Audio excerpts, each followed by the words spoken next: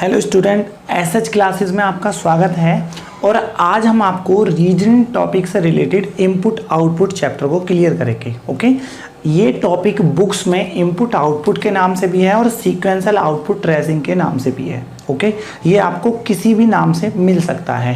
जैसा कि आपकी स्क्रीन पर एक इंफॉर्मेशन दे रही है और उसके साइड में कुछ इंस्ट्रक्शन दिए हैं, तो सबसे पहले मैं उन इंस्ट्रक्शन को पढ़ देता हूँ कि आखिर वो क्या है और क्या नहीं है। फिर हम आपको समझाना शुरू करेंगे कि सवाल को सॉल्व कैसे करते हैं। तो आपका जो बोर्ड पर इंस्ट्रक्शन है उसे देखिए जरा। ये बोलता है विभिन्न चरणों में एक निवेश तथा निर्गम को दर्शाया गया है। प्रत्येक चरण में कुछ गणितीय संक्रियाएं दी गई हैं। अगले चरण में कोई भी गणितीय संक्रिया दोहराई नहीं गई है। ये इंफॉर्मेशन इंग्लिश में भी दी गई है, जरा उसे भी देखिए। An input and output are show in different steps. Some mathematical operation are performed in each stage. No mathematical operation are repeated in the next stage. Okay, और ये उसके बाद एक एग्जाम्पल है और उसके नीचे फिर क्वेश्चन है। फिर आगे भी दिया है उपरोक्त चरणों में दिए गए नियमानुसार दिए गए इनपुट को हल कीजिए तथा उस पर आधारित प्रश्नों के उत्तर दीजिए। तो सबसे पहली कंडीशन हम आपको ये क्या है बस आपको वो समझाते हैं पहले। ये बहुत आसान है, लेकिन अभी कुछ बुक्स में प्रिंट है और कुछ बुक्स में प्रिंट नहीं है। अगर आपने हमारा चैनल सब्सक्राइब नहीं किया है तो चैनल को सब्सक्राइब कर लें और बेल आइकन को दबा लें, जिससे हमारी नई इंफॉर्मेटिव वीडियो आप तक पहुंच जाए, जो न्यू चैप्टर्स हैं उनकी भी। ओके, देखिए जरा, ये एक एग्जाम्पल है। ये एग्जाम्पल एक मैथ से रिलेटेड है, मैथमेटिकल स्टेप बोला है उसने। जैसे कि अगर आपको एक एग्जाम्पल दे देता हूं मैं, ये अगर दो संख्या हैं और उन दोनों के बीच में एक स्टार बनाकर 2 स्टार 3 लिख दे और इसकी वैल्यू आपसे पूछे फाइंड, तो ये डायरेक्ट नहीं कर सकते। इसको फाइंड करने के लिए इसके ऊपर भी कुछ देगा, एक्स स्टार वाई। अगर वो इन दोनों का रिलेशन बनाता है x square plus y square.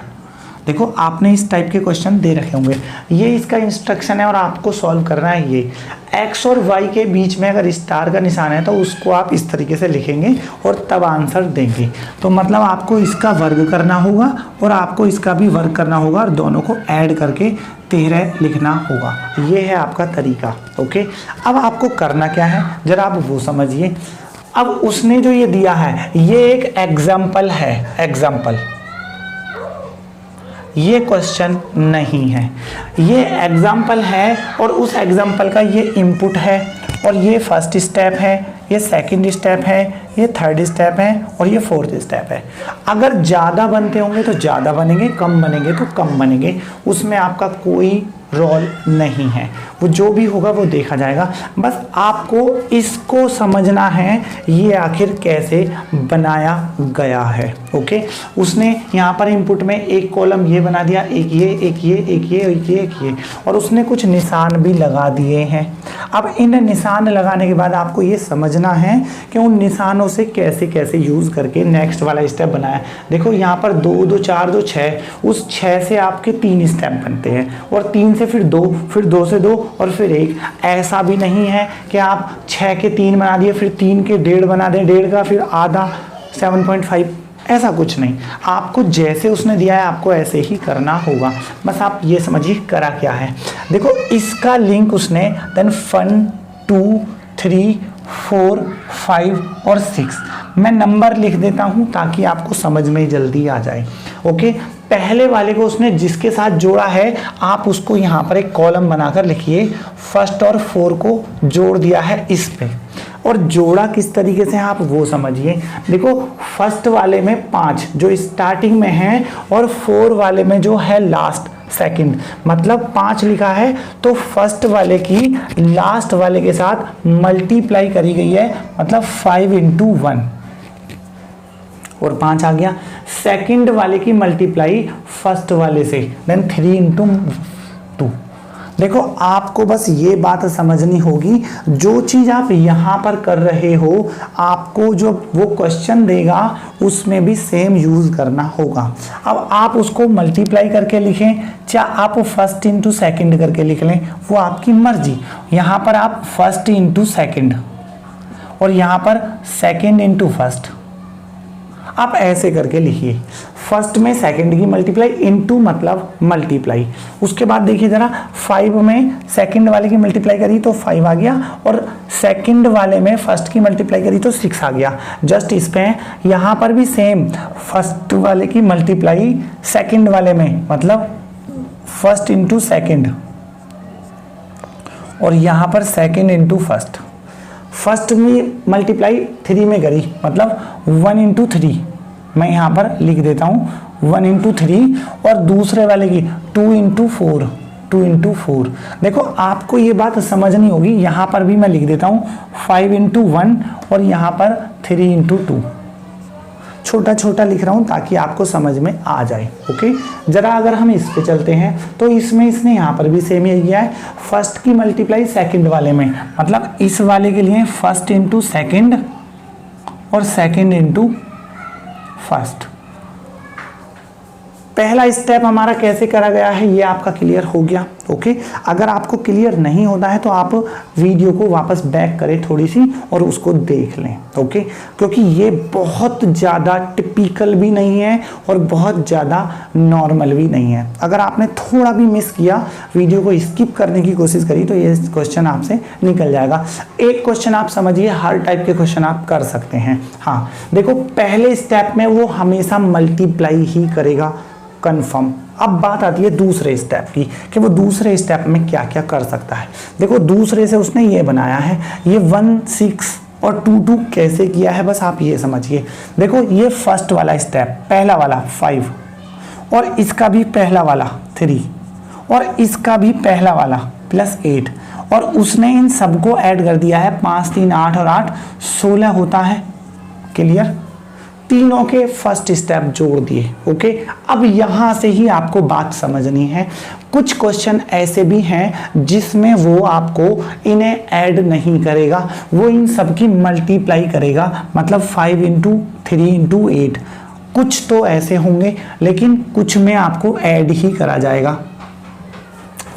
अगर इसमें ऐड गया है तो ऐड कर दीजिए, कोई दिक्कत नहीं। बात आती है यहाँ पर, अगर हम यहाँ पर देखें, देखो जो सेकंड वाला स्टेप 6 में 8 ऐड करा और फिर 8 में 8 ऐड करा, देन 22, देन हमारा लिख दिया यहाँ पर 22, मतलब हमारा सेकंड स्टेप भी कंप्लीट हो गया। आपको जो इसने फर्स्ट में किया है, जो सेकंड में किया है, वो आप समझिए भी, और जब वो क्वेश्चन देगा तो आपको यही सब कुछ करना होगा फिर से। ओके, तो जरा देखिए, जरा फिर से यहाँ पर क्या दे रखा है। तीसरा स्टेप देखो, यहाँ पर उसने 16 और 22, अगर आप देखें 3.5, देखो फर्स्ट वाले में 2, दोनों ऐड करने के बाद 3 होता है, पॉसिबल ही नहीं है। 6 में 2 ऐड करने के बाद 2 नहीं 8 होता है, अगर 6 में से 2 माइनस कर दें तो भी आपका 4 होता है। मतलब कुछ ना कुछ आपको हिंट देगा, या तो इसका वर्ग करके इसका वर्ग करके दोनों को ऐड कर दे या कुछ और कर दे। लेकिन इसने किया क्या है, उसने इन दोनों को ही ऐड कर दिया है। देन 1 + 6 7 हो गया, और इसको डिवाइड किया है 2 से, तो 3.5। अब जरा यहाँ पर देखिए, इन दोनों को ऐड किया है 2 + 2 और बराबर में 4 आता है, और इसको भी डिवाइड कर दिया, देन 2, मतलब कंफर्म 2 + 2 4 डिवाइडेड बाई 2। यहाँ तक बात ठीक है। अब यहाँ हमारा थर्ड स्टेप भी कंप्लीट हो गया। बात आती है हमारे लास्ट 4th स्टेप की। अब उसने इन दोनों का डिफरेंस किया है 3.5 डिफरेंस 2, और ये हमारा आ गया आंसर 1.5। क्लियर।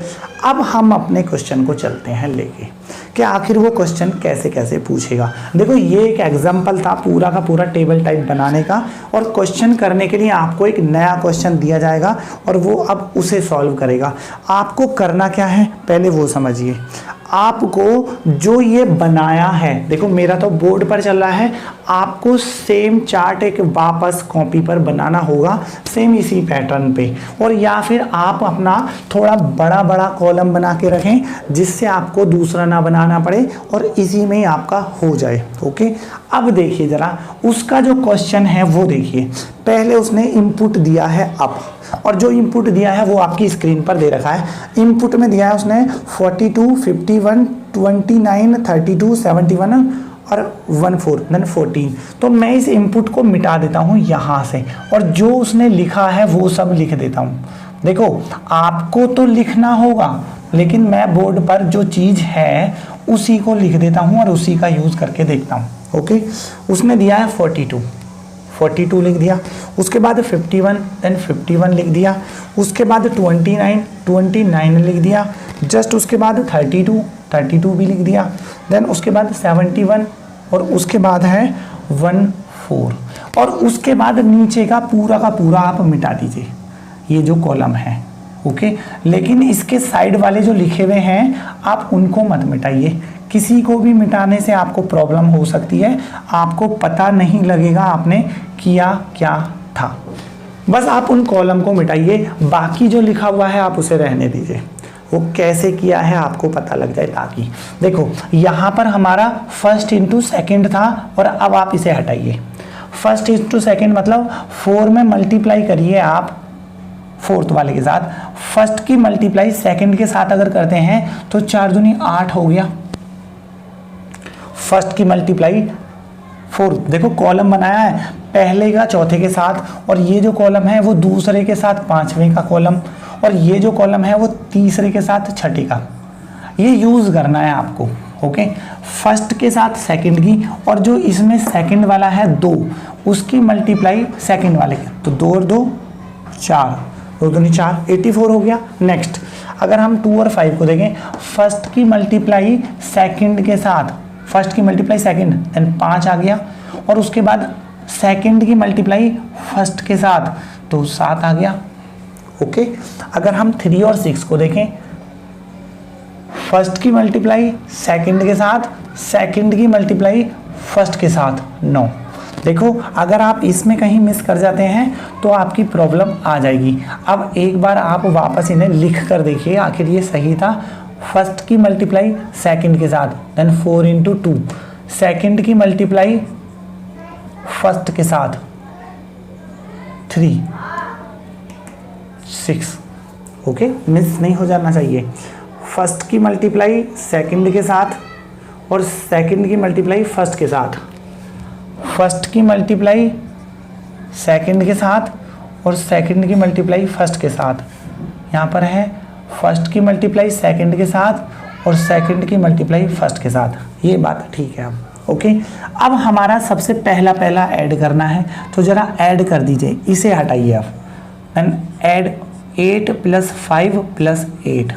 देखो 8 और 8 16 और 16 में 5 ऐड करते हैं तो 21, 21 आ गया। उसके बाद यहाँ पर फिर से ऐड करते हैं सेकंड वाले को, देन 6 + 7 और +9 और इन सबको ऐड करते हैं 6 7 6 13, 13 7 20 और 2 22। ओके, ये रहा। अब उसने क्या किया था, इन दोनों को ऐड किया था और डिवाइड किया था। अगर हम इनको ऐड कर दें देन 2 + 1 / 2 तो ये आता है 1.5। 3 को डिवाइड करेंगे 2 से तो 1.5।